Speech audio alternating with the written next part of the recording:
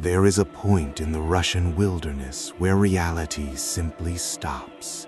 It is not a hole, it is not a shadow, and it is not a vacuum. It is a space where nothing exists, not even the concept of nothingness. This is the end of all things. Item number SCP-3930. Object class Keter. Special Containment Procedures. SCP-3930 is to be contained within a static perimeter of no less than 1 kilometer from its perceived boundary. This perimeter is designated as a restricted zone. No personnel are permitted to enter this zone or approach the anomaly under any circumstances. Access to the surrounding forest is strictly prohibited to the public. Any unauthorized individuals attempting to enter the restricted zone are to be detained, interrogated, and administered Class A amnestics. Containment of SCP-3930 relies primarily on the maintenance of its non-existence. Therefore, knowledge of SCP-3930 is restricted to Level 4 personnel and higher, with the exception of the 7-man containment team currently stationed at Provisional Site 01. This team must consist of exactly 7 individuals who have undergone rigorous psychological screening and have been trained in the recognition of ontological voids. Should any member of the 7-man team perceive SCP-3930 as containing an object, entity, or person, they are to be immediately removed from duty and replaced.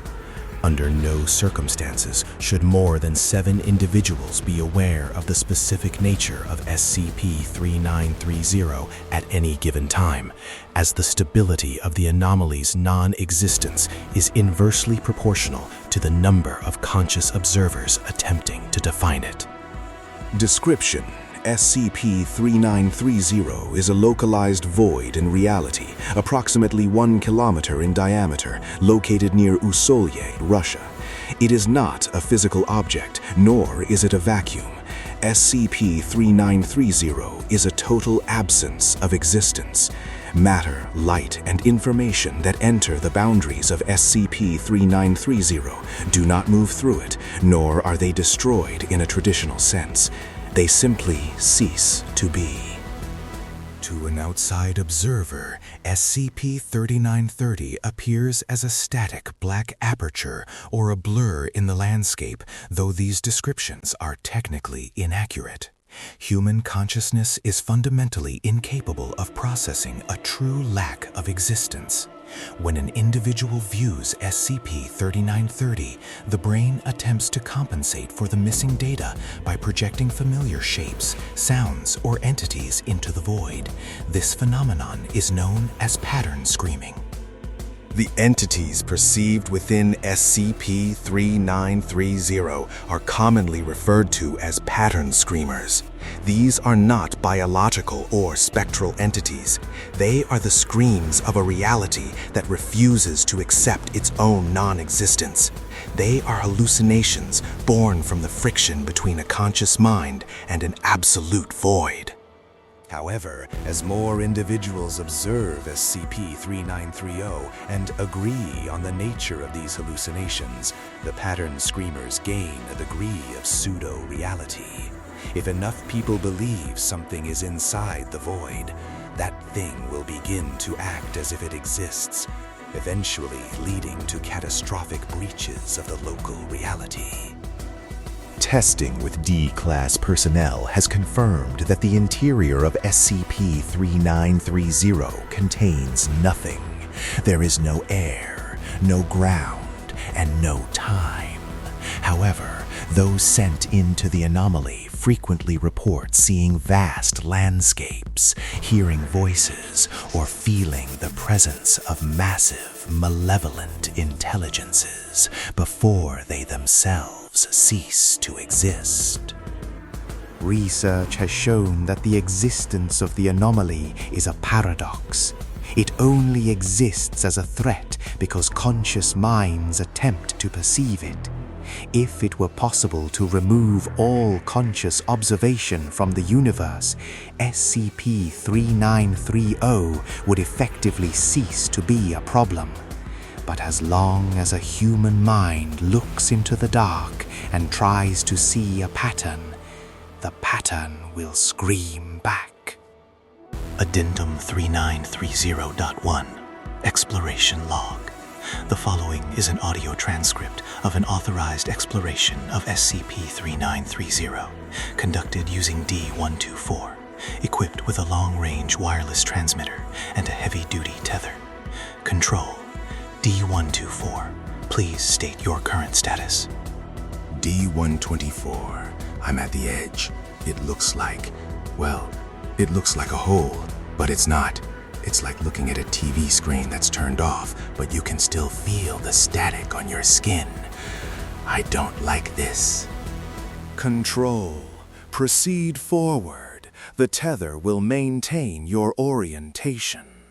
D-124. Right. I'm stepping in. There is a moment of silence on the radio. The signal remains clear, but the background noise of the forest, wind, insects, footsteps, instantly vanishes. D-124, I'm in. It's white. No, it's black. No, it's neither. It's just, my eyes hurt. I feel like I'm looking at something through a frosted window, but there's no window.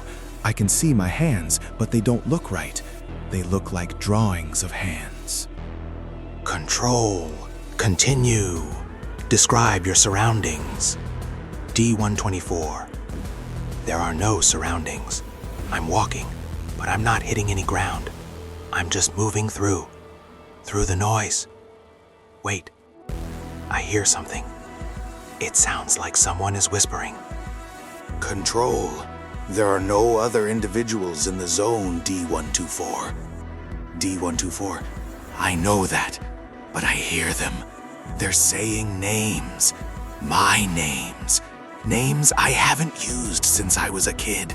And they're screaming, not with their mouths. It's like the air is screaming, but there is no air. Control. Remain calm. Describe the source of the noise. It's coming from the ground, only there isn't a ground. There are shapes now, like trees, but they're made of static. And there are people. I see a girl. She's staring at me. Her face it's wrong. It's like someone took a photo of a face and folded it 1,000 times. Control, D-124, we are reading your vitals. You are currently experiencing a severe spike in cortisol. The shapes you see are not real. They are a product of your mind attempting to fill the void. D-124, you say that, but she's touching me. I can feel her fingers. They're cold. Colder than ice. She's asking me why I'm here. She says I don't belong in the nothing. She says she's been waiting for someone to come so she could have a shape again. Control, D-124, pull back. We are initiating the tether return. D-124, no, don't. If I leave, she goes back to the screaming. They all do. They're everywhere now. Thousands of them. They're the patterns in the static. They're the things that aren't. They want to be. At this point, the tether winch began to retract. The cable was pulled back at high speed. When the end of the cable emerged from SCP-3930, the harness was empty. D-124 was not found. The recording device attached to the harness continued to transmit for 3 minutes after emerging from the anomaly. The audio captured consisted of a voice identical to D-124's, screaming a series of coordinates and dates. A second, synthesized voice could be heard repeating, "There is nothing here, and it is screaming at us."